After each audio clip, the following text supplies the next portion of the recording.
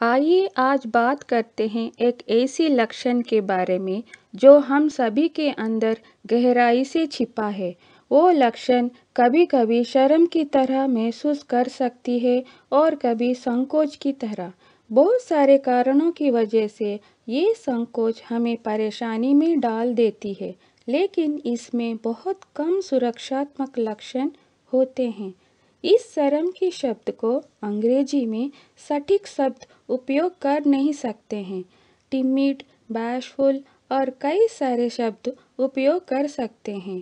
Facing on different situation it can be called in many ways in English, लेकिन हमारे लिए हिंदी में समझने के लिए संकोच कह सकते हैं।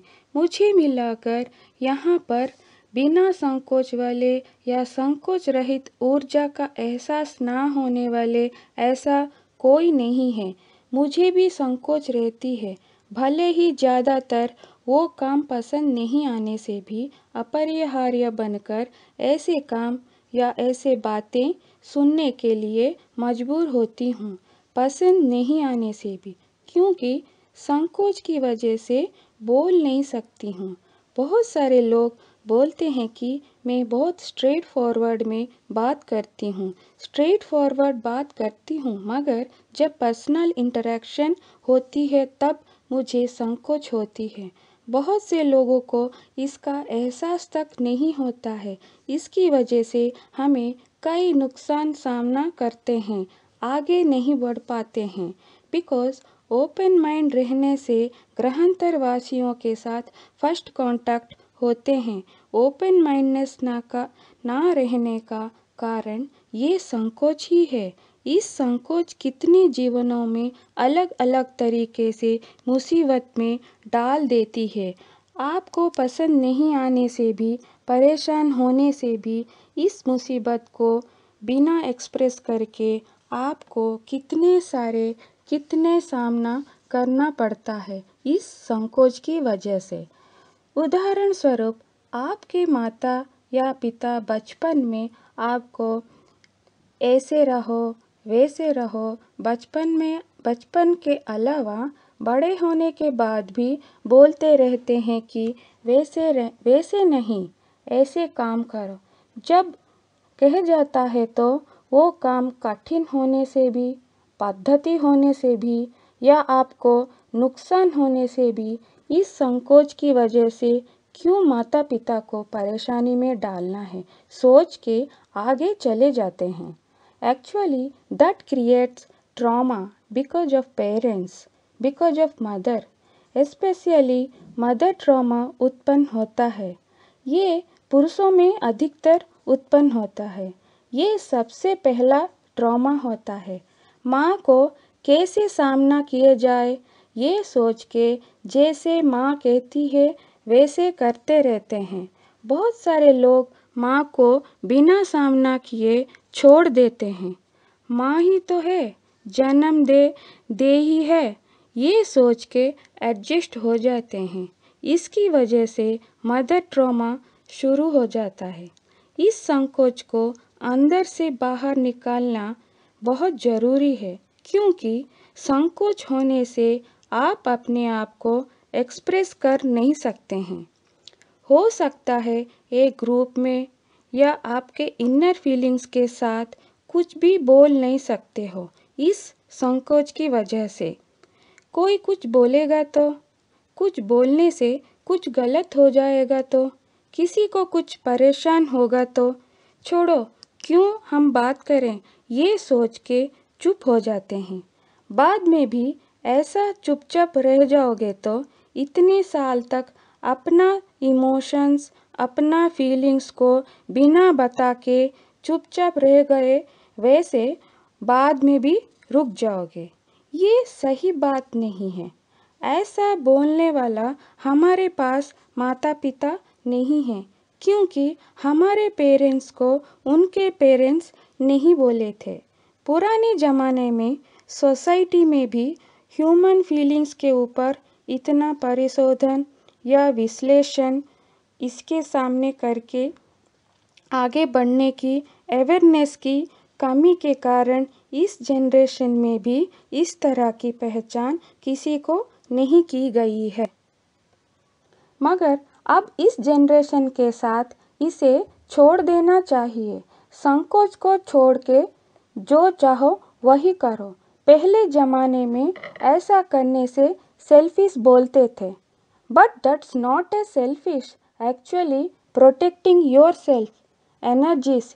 इनकी रक्षा करते हुए आप बिना परेशान हुए, आपकी भावनाओं को बिना अनदेखा करते हुए आप अपनी सेल्फ केयर करके आगे बढ़ते जाना है। संकोच को छोड़ना मतलब ये नहीं है कि सामने वाले के साथ हमला करना। आप अपने सेल्फ बाउंड्री को खींचते हुए सामने वाले उस बाउंड्री तक सीमित रखकर देखना है।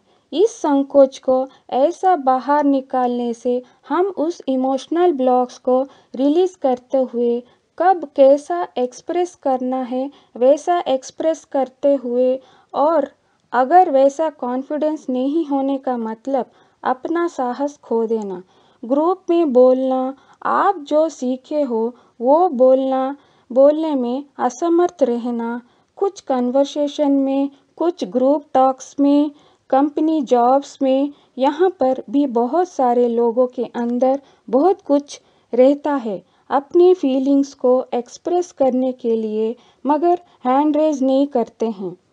क्यों हैंड रेज करें? बाद में देखेंगे। बिना बता किए चले जाना, ऐसा भावनाओं के साथ रह जाते हैं। आपको प्रश्न का उत्तर आने से भी जवाब ना देना वो अलग बात है, मगर मौका मिलने से या कुछ डाउट आने से बोलने के लिए बोले हैं, मतलब ये नहीं है कि तुरंत जवाब देना या फिर हैंड रेस करना। वहाँ पर उस दिन का टॉपिक से जुड़ा रहने से निश्चित रूप से आपका अपना एक्सपीरियंस या आप अपना फीलिंग्स को शेयर करना आवश्यक है। ऐसा बोलने के लिए असमर्थ होने के कई कारण रहते हैं।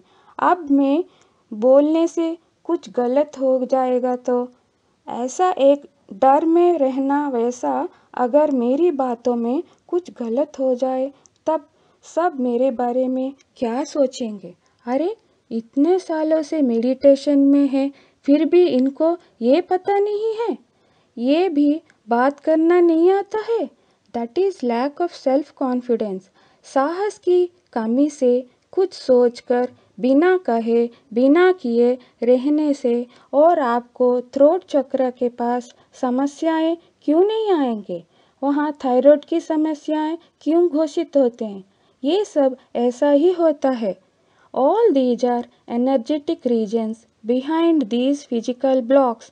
अगर ये सबसे बाहर आना है तो you should open up your self. आपको बोलना है। अगर बोलते समय कुछ गलत हो जाए तो ठीक है, गलत हो गया, I will correct my self. जब आप नहीं बोलोगे तो गलतियों के साथ रह जाओगे, सुधारने के लिए मौका नहीं मिलेगा। अपने आप को अगर नहीं सुधारोगे आगे नहीं बढ़ सकते हो।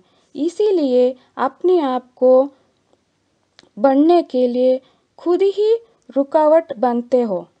याद रखिए कि विश्व में ऐसा कोई नहीं है कि सब ज्ञान प्राप्त कर सकें। किसी को कुछ पता नहीं, हमें भी कुछ पता नहीं है। जो भी ज्ञान प्राप्त है वो सिर्फ महासमुंदर में एक पानी की बूंद जितना है इस आत्मज्ञान में, और जो पता नहीं है उसे मानने में क्या संकोच, शर्म क्यों, आत्मविश्वास की कमी क्यों? हम इन सब से बाहर निकलने के लिए ज़रूरत है। जब ये सब बाहर निकालोगे तभी हम आपकी फीलिंग्स को एक्सप्रेस कर सकते हैं। जैसे एक कछुआ या शावक अपने खोल में चले जाते हैं तब उनको बाहर की दुनिया कैसे पता चलेगा, या मेंढक कुआं में रह के वही अपनी दुनिया समझती है। आप अगर एक्सप्रेस करोगे तो सुधार आएगा तो हम आगे बढ़ सकते हैं। आप सभी हैं जो स्कूल ऑफ एसेंशन की क्योंकि असर्जन की शब्द मालूम है, आपके घर वाले या अड़ोस पड़ोस वाले को ये शब्द मालूम नहीं है। उस स्थिति में आप ही हो जिन्हें पृथ्वी को आगे ले जाना है। आप ही हो जो सत्य युग में ले जाने वाले। So do not hold your feelings inside. वैसे अंदर छुपाने से अपनी दिमाग गर्म होने के अलावा अपना फीलिंग्स को कब कैसे कहाँ एक्सप्रेस करना है वैसे करना चाहिए। संकोच के बिना, सीमा के बिना एक्सप्रेस कीजिए। अगर आप एक्सप्रेस करोगे तो वहाँ पर खतरों महसूस होने से धीरे से बिना एक्सप्रेस करके ऐसी परिस्थिति को बचना चाहिए। Just keep quiet but release that emotion. उस ऊर्जा को, भावना को मेडिटेशन में बैठ के किसी तरह रिलीज करना जरूरी है। मुझे साहस नहीं है, अगर एक्सप्रेस करेंगे तो वहाँ खतरा होगा, सोचोगे तो फिर से नहीं नया ब्लॉक पैदा होगा।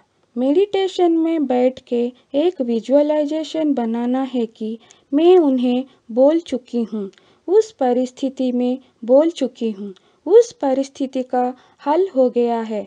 ऐसे करने से अपनी फीलिंग्स को मुक्त करना बोलना है। इसका मतलब ये नहीं है कि अपने बॉस को सामने ज़ोर ज़ोर से बोलेंगे तो हमारी नौकरी चला जाएगा। ऐसा नहीं करना है। इसीलिए बिना संकोच से बोलना यानी अपने आप को खतरे में डालना नहीं है। हर एक के लिए एक विवेकाधीन ज्ञान रहता है। You should use your disarmament to handle the situation. उस परिस्थिति को संभल के विवेकाधीन ज्ञान उपयोग करके आगे बढ़ना बहुत जरूरी है। आंख बंद करके बोलना है, इसका मतलब ये नहीं है कि आज से बोलूँगी, बाद में कुछ हो जाएगा तो अरे ऐसे कैसे हो गया, ठीक